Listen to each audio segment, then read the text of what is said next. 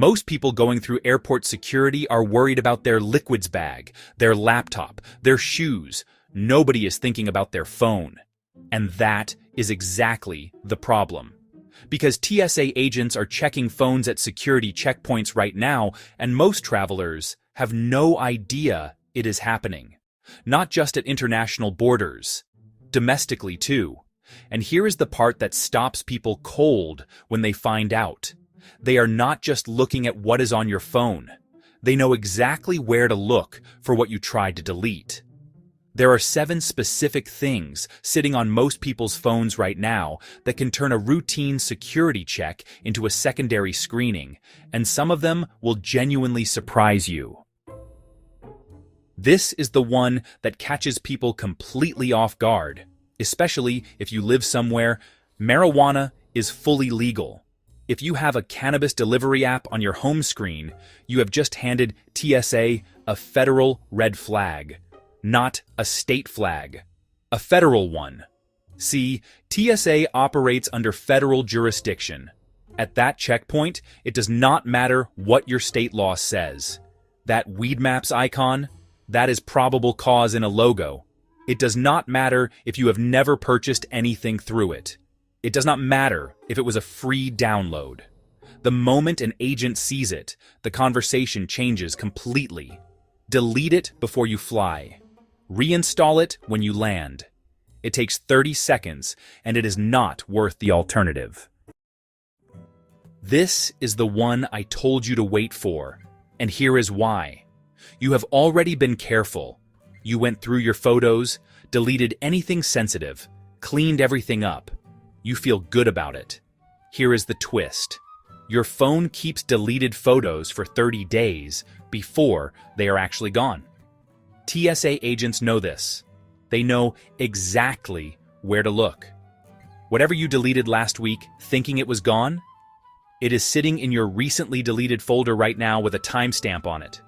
Go to your Photos app, find the recently deleted folder, and permanently delete everything inside it before your next flight.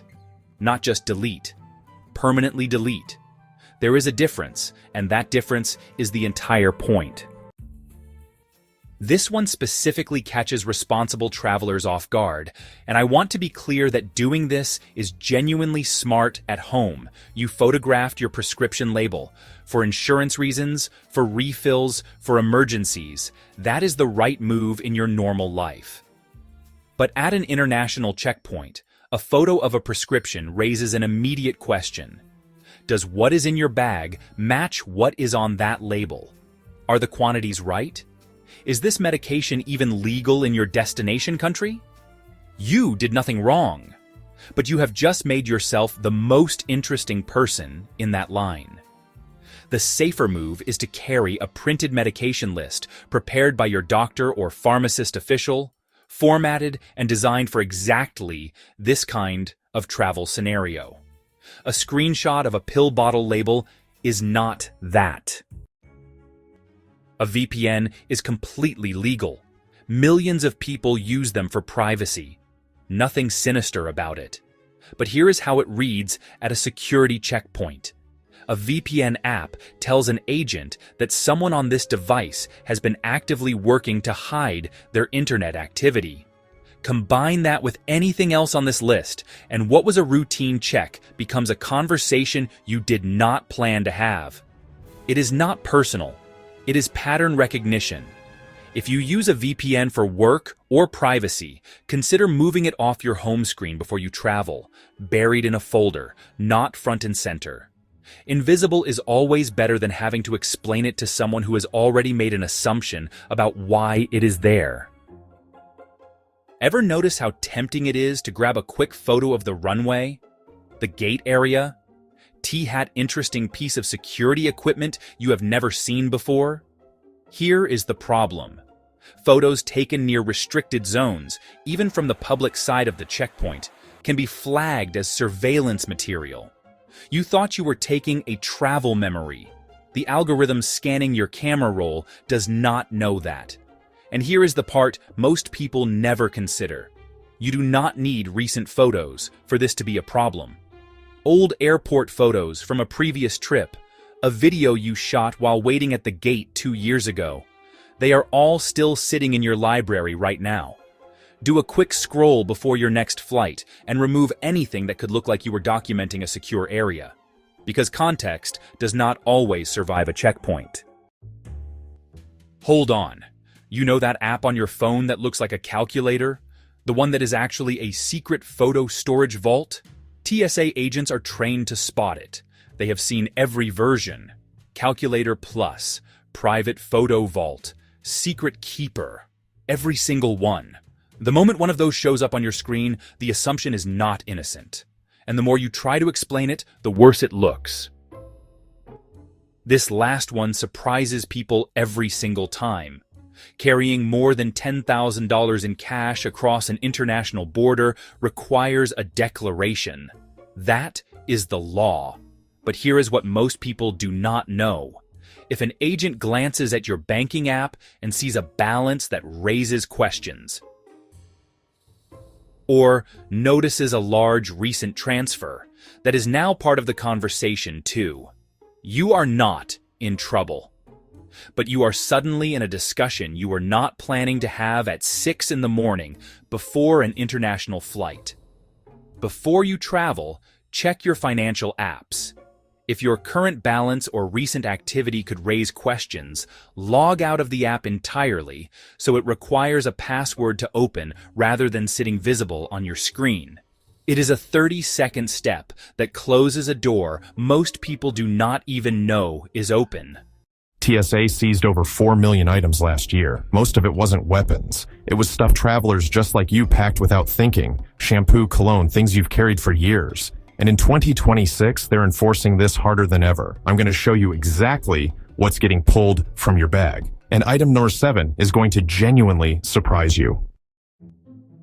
The standard tube from your bathroom is 4 or 6 ounces, both over the limit. Even if it's almost empty, TSA pulls it based on container size. The fix: buy a dedicated travel size tube labeled 3.4 ounces or smaller. Keep it in your toiletry bag permanently. Don't borrow from your bathroom shelf. Still the #1 most confiscated liquid category at TSA. Full-size bottles show up immediately on the X-ray, and the second they see one, your entire bag gets pulled for a manual search. Get a set of reusable silicone travel bottles. Fill them at home. They last forever, and they'll save you from this headache on every trip. This catches people who have flown with spray deodorant before without issues. That's the trap. Enforcement is inconsistent. One day it gets through, the next day a different officer pulls it. Switch to a solid stick for travel days. Solids aren't considered liquids by TSA, so they don't go in your liquids bag and don't count toward your 1-quart limit. One swap eliminates the risk entirely. Summer travelers. This one hits hard. Most sunscreen bottles are well over 3.4 ounces, and because people associate sunscreen with health, they assume it gets a pass. It does not. Sunscreen is a liquid. Same rules apply. Buy travel size or decant into a smaller container before you leave. And apply some before you get to the airport. Between the terminal windows and UV exposure at cruising altitude, your skin takes more damage on travel days than you think. A full can of shaving cream is usually 10 ounces, nearly 3 times the limit, and because these are pressurized aerosols, they get extra attention from the scanner. Travel size cans cost about $2. Grab one, or shave before you leave and deal with it when you arrive. We're halfway through, and I haven't gotten to the item that costs travelers the most money. That's 2 items away. Stay with me. Standard Listerine is over 16 ounces, 5 times the limit. People pack full-size bottles constantly, and it gets confiscated every single time. Grab travel-size bottles from any drugstore, or switch to mouthwash tablets, which aren't liquid at all and don't need to go in your liquids bag. Here it is, the expensive one. That bottle of Tom Ford in your carry-on? $150 of liquid. If it's over 3.4 ounces, TSA takes it without blinking. This is the single most expensive item regularly confiscated at security. People don't think of perfume as a liquid in the TSA sense. To the officer at the checkpoint, it absolutely is. Buy a refillable travel atomizer. They hold about 5 milliliters, they're well under the limit, and you fill them from your full-size bottle at home in 30 seconds. This surprises almost everyone. TSA classifies gel as a liquid. Gel shoe insoles with unspecified volume can technically be flagged and confiscated. I asked TSA directly through their Ask TSA tool, and they confirmed gel insoles are currently allowed. But what's allowed on paper and what happens at the checkpoint can be different because enforcement comes down to the individual officer. If you travel with gel insoles, remove them from your shoes and place them in the screening bin alongside your liquids bag. Let the officer see them clearly instead of making them guess on the X-ray. Sounds ridiculous, but it's common. Peanut butter, Nutella, jam, hummus, anything spreadable is classified as a liquid. If it can spread, pour, or smear, it falls under 311. The ironic part, you can buy peanut butter inside the airport after security and bring it on the plane. But the same jar packed from home gets tossed at the checkpoint. Pack spreads in checked luggage where there are no liquid restrictions, or buy them after security. The most important one, prescription cough syrups, liquid pain relievers, insulin, saline solution. Good news, medically necessary liquids are exempt from 311. You can carry containers larger than 3.4 ounces. But here's where travelers mess up. They don't declare them. They toss them in with everything else. The scanner flags an oversized liquid, and the entire bag gets pulled for a full search. Pack all medications in a separate clear bag. At the checkpoint, tell the officer directly, I have medically necessary liquids. Place them in a separate bin. They may do a quick additional screening, but you avoid a full bag search. Checkpoint. Ladies, listen up. Those fancy new cordless straighteners that run on butane cartridges? TSA hates them. The butane is a pressurized gas. If you put this in a checked bag, it is treated as a hazardous explosive. You can bring one in your carry-on, but it must have a safety cover over the heating element. If you pack a spare butane refill, confiscate it immediately, no exceptions. Seniors love these for cold flights, but they are a trap. The vest itself is just fabric, but the battery pack inside is pure lithium.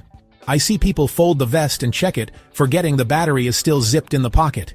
You can check the vest, but you must unplug and remove the battery and carry it with you in the cabin. Do not leave it connected.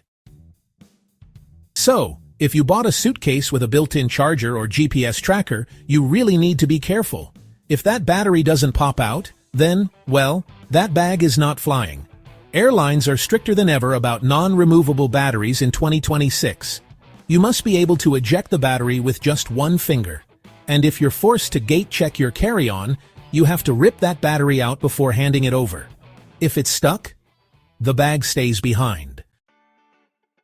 These are super popular for anyone with arthritis or poor circulation. But, unlike the old shake-to-activate packets, the electric ones are actually high-density batteries. You need to treat these exactly like a cell phone. They live in your carry-on. Never, ever check them. Now, let's talk about medical gear. Your CPAP machine is expensive, so you carry it on. But what about the spare battery for the flight?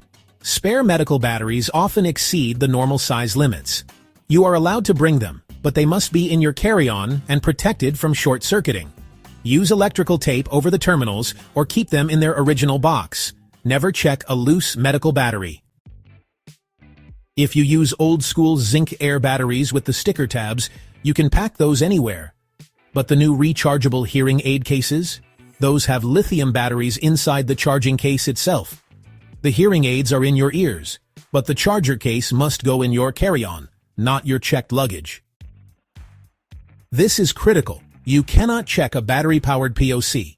The pressure changes in the cargo hold can affect the device, and the batteries are a fire risk. Bring it on board, and ensure you have enough battery life for 150% of the flight duration. Airlines require that buffer in case of delays. This is the most complex rule in travel. If you have a collapsible electric scooter or wheelchair, you cannot just fold it and hand it to the baggage handler. You usually need to disconnect the battery and bring the battery into the cabin with you. The frame goes under. The power source stays with you. Check with your airline 48 hours in advance. Just like the CPAP, the tabletop plug-in nebulizers are fine in checked bags. But the portable handheld ones with built-in batteries, carry on only. If it has a battery you can't see, assume it's dangerous. This one isn't about fire, it's about panic. If your toothbrush turns on inside your checked bag, the vibration sets off alarms. Baggage handlers think it's an improvised explosive device. They will open your bag and tear it apart to find the noise. Tape the power button down or use a hard travel case. Don't let it buzz. Same logic here. A buzzing bag is a suspicious bag. Engage the travel lock if your razor has one. If not, put it in your carry-on so you can prove what it is if it starts making noise. You might think, I'll just read my Kindle at the hotel, so you check it. Don't. Tablets have large, flat batteries that are easily punctured if a heavy suitcase lands on top of them. A punctured battery means a fire. All screens stay in the cabin. It keeps them safe from theft and crushing. There is a huge rumor that Lufthansa and other airlines banned AirTags. They are allowed. The battery inside an AirTag contains only 0.3 grams of lithium. That is well below the danger threshold. You can keep them in your checked luggage to track your bags. They are safe. Finally, the laptop. Sometimes you have to check it because your carry-on is full. If you check it while it's in sleep mode, it can wake up, overheat, and ignite the clothes around it. If you absolutely must check a laptop, power it down completely. Not sleep. Not hibernate. Off. Once considered stylish and organized, those little leather passport covers are now more of a hassle than a help. TSA officers require you to remove your passport every single time you go through security. That means unzipping, unfolding, fumbling, and slowing down the line every time. What to do instead? Keep your passport easily accessible in a jacket or bag pocket just for the security line. Once you're through, move it to a secure zipped inner pocket or travel pouch. And always snap a photo of your passport's info page. Store it securely on your phone in case of loss or theft abroad. Your big everyday wallet doesn't belong on international trips. It's bulky, full of unused cards, and a goldmine for digital pickpockets. Modern thieves can skim credit cards right through your purse or pocket. What to pack instead? A minimalist RFID blocking travel wallet with only the essentials. One credit card, your ID, and a backup. The smaller your wallet, the safer and easier it is to manage on the move. If you've been using the same power bank since 2018, it's time to retire it. Older models can overheat and even pose fire risks mid-flight. That's why airlines ban them from checked luggage. Upgrade tip. Modern chargers now include built-in safety sensors that regulate temperature. Brands like Anker and Belkin have models with automatic shut-off features, small, powerful, and safe to carry on board. So, those soft duffel bags that hang from your shoulder might look adventurous. Yeah, they really do. But after like 3 terminals and 2 layovers, they'll totally destroy your back. Even those so-called crossbody duffels are just awkward to carry, especially when you're rushing through airports. Here's a smart swap. Use a rolling duffel or a compact spinner backpack. They just glide effortlessly through terminals, fit overhead, and honestly, they'll save your shoulders from some serious strain. If your suitcase still has just 2 wheels, you'll notice the difference instantly. Dragging it behind you through those long airport corridors is, well, pretty inefficient and exhausting. So, upgrade to a 4-wheeled spinner suitcase. You can push it upright, navigate narrow aisles, and just glide into restrooms or cafes without wrestling your luggage through tight spaces.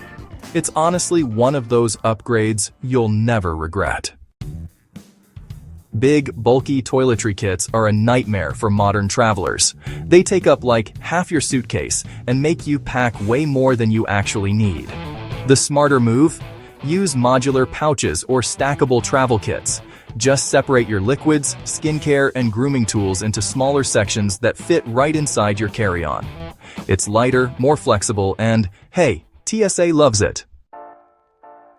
Alright folks, packing shoes for, every situation is one of the oldest travel mistakes in the book. Heavy sneakers and boots, well, they waste valuable luggage space and add weight that airlines just love to charge for. So, try this instead. Wear your bulkiest pair on the plane and pack 1 lightweight pair for walking. And hey, if you need sneakers, get waterproof travel shoes with removable insoles. They're compact, comfortable, and can handle almost any destination. They might look cozy, but ponchos are a nightmare inside airplane cabins.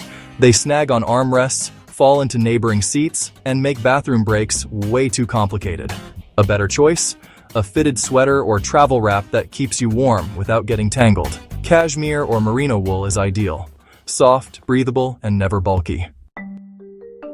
So, the old inflatable neck pillows are officially retired. They deflate mid-flight, lose shape, and make sleeping upright nearly impossible. Here's the modern fix. Use a structured travel pillow with built-in chin or side support. The best ones fold flat or clip to your carry-on handle, saving space while keeping your head supported the entire flight. So, those bulky converter blocks you plug into adapters? Yeah, they're pretty outdated. They're heavy, inefficient, and honestly unnecessary for most modern electronics these days. Instead, what you should do is buy dual voltage devices like curling irons, shavers, and laptop chargers. Then, just pack one simple plug adapter that matches your destination. It's lighter, safer, and, way less frustrating. Traditional wired or over-ear headphones take up too much space and, honestly, tangle way too easily. They also make it harder to move freely during long-haul flights, which is just not ideal. Better upgrade. Use wireless earbuds with noise cancellation and a short safety tether. They save space, reduce clutter, and still block out crying babies and engine noise. They might feel safe, but hidden money belts are awkward, slow, and honestly pretty obvious to pickpockets. The moment you dig under your clothes for cash, you're signaling exactly where your valuables are. Travel smarter. Use a slash-resistant crossbody bag with a small tracker inside, like a tile or AirTag. Keep one card in your wallet, one in your hotel safe, and one in your bag. You'll stay safer and move faster. If you've ever said, "I might need this," you probably don't. Extra chargers, backup sweaters, 3 pairs of headphones, these just-in-case items fill your suitcase and, honestly, empty your patience. Every pound matters. Pack for the trip you're actually taking, not the one you're